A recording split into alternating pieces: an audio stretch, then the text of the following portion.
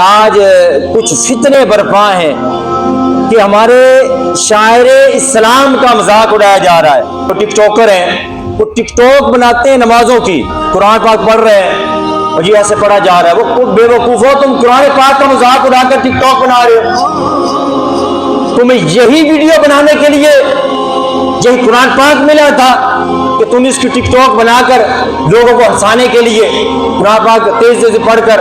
اور ایک کو میں نے دیکھا کہ وہ جناب اس سجدہ کیا اور اس کے اوپر بیٹھ کر وہ کھڑا ہو گیا.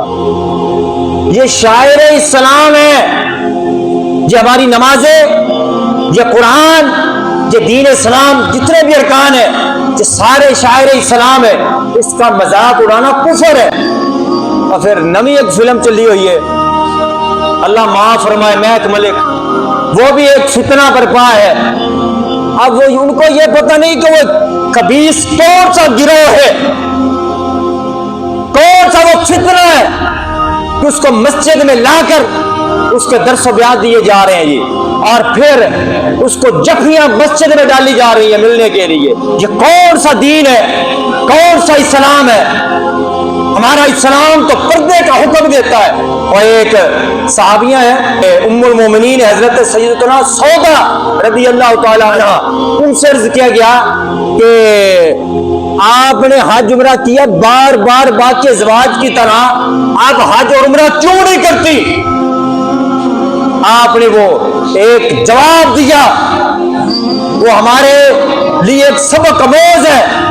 آپ نے فرمایا جو فرض تھا وہ میں نے ادا کر دیا ہے، اب ہمیں اللہ نے جو حکم دیا وہ پردے کا دیا ہے، پردے کا حکم دیا ہے. اب میری میت ہی چار دیواری سے باہر نکلے گی، میرا زندگی میں جس سے باہر نہیں نکلے گا. اور ہمیں تبلیغ کے نام پر عورتوں کو مسلح پر کھڑا کیا گیا. اور اس کو میں نے ایک ویڈیو دیکھی، کہتی جی میں الحمدللہ میرے گھر میں بھی قرآن پڑھا جا رہا ہے. وہ بندوں کے ساتھ مل کر وہ قرآن پاک کو تراویح پڑھ رہی ہے، جبکہ یہ شرعی مسئلہ ہے کہ تکبیر اولیٰ کے ساتھ جب عورت اور مرد شریک ہو جائیں مرد کی نماز نہیں ہوتی. یہ کون سا دین ہے، کون سا یہ جناب جی فتنہ دین اسلام کو برباد کرنے کے لیے. اور ہمارے بولے والے مسلمان کے نہیں یہ بھی دین کا کام کری، جو وہ تو ایک ڈانسر تھی اس کو مسجد میں لا کر کھڑا کر دیا، اگر میں اپنی ماؤں بہنوں کو بھی لا کر کھڑا کرے وہ بھی دین کا کام کرے. یہ کون سا دین اسلام ہے؟ دین اسلام پردے کا حکم دیتا ہے. اس کو تم نے تبلیغ کرنی تھی تو اس کو چار دیواری کے اندر اس کو بند کرو، اپنے اس کے ڈانس بند کرو. وہ تو ٹک ٹاک بنا رہی ہے اسلام کے نام پر، وہ فیمس ہونا چاہ رہی ہے، مشہور ہونا چاہ رہی ہے. اور پھر دیکھیں اس سے بھی بڑی بات، یہ امامہ کس کی شان ہے، یہ کس کی سنت ہے اور کن کے لیے؟ مردوں کے لیے. یہ ہمارا اشارہ اسلام ہے، لیکن وہ امامہ پہن کر اس کو جناب جی مصلی پر کھڑا کر کے تبلیغ کے لیے اس کو درس بیان دیا جا رہا ہے. سبحان اللہ، یہ فتنہ ہے. اور لوگوں کو نہیں پتا کہ کون سے گروہ ہے، وہ تو سارے مولوی رگڑے جائیں گے، یہ مولویوں کا کام ہے، یہ مولویوں کا کام. لوگ تو اس سے دور ہو جائیں گے، یہ تو مولویوں کا یہ کام ہے، تو پھر دوسرے مسلمان کیا کریں گے؟ ہمارا ان سے تعلق ہی نہیں ہے، نہ ہوا فرقہ ہے.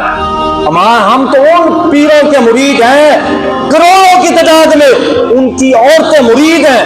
آج تک ایک مریدنی کا چہرہ تک نہیں دیکھا. امیر دعوت اسلامی مولانا الیاس ستار قادری دامن بقادر قدسیہ آج تک، بلکہ ان کا ایک جناب جی کوئی عورت ان کے شرعی مسائل کی ویب سائٹیں ہیں اور فون کال پر بھی آپ پوچھ سکتے ہیں شرعی مسائل. اگر عورت کال کرتی ہے مسئلہ پوچھنے کے لیے فوراً کال کاٹ دیں گے. اتنی سختی ہے. الحمدللہ اہل سنت و جماعت حنفی بریلوی میں اللہ کے فضل و کرم سے ہم ان کے مرید، ان کے چاہنے والے ہیں. تو یہ ایک فتنہ ہے، یہ ایک فتنہ ہے. کوئی اپنا دماغ خراب نہ کرے مولویوں کے خلاف. ایک خبیث اور کمینہ فتنہ برپا کر رہا ہے اور اس میں سارے علماء رگڑے جاتے ہیں، سارے علماء بدنام ہوتے ہیں. اس پر سارے علماء کو اس پر آواز اٹھانی چاہیے اس فتنے کے خلاف. ہم اعلیٰ حضرت کو تو فتویٰ ہے کہ غیر عالم دین کوئی واعظ و نصیحت نہیں کر سکتا. وہ ایک عورت کو مسلح پر کھڑا کر کے واعظ و نصیحت کر رہی ہے, اور پھر مسجد میں جفیاں ڈالی گئیں, پھر اکٹھے نماز پڑھائی گئی, سر پر امامہ رکھا گیا. یہ تبلیغیوں کا کام ہے. یہ تبلیغ ہماری یہ کہتی ہے, یہ دین یہ کہتا ہے. کیسے تبلیغ کی جائے؟ کہ ہمارے بزرگوں نے تبلیغ نہیں کی, ان کے پردے کا حکم ہے. اللہ معاف فرمائے, ایسے فتنوں سے بچائے.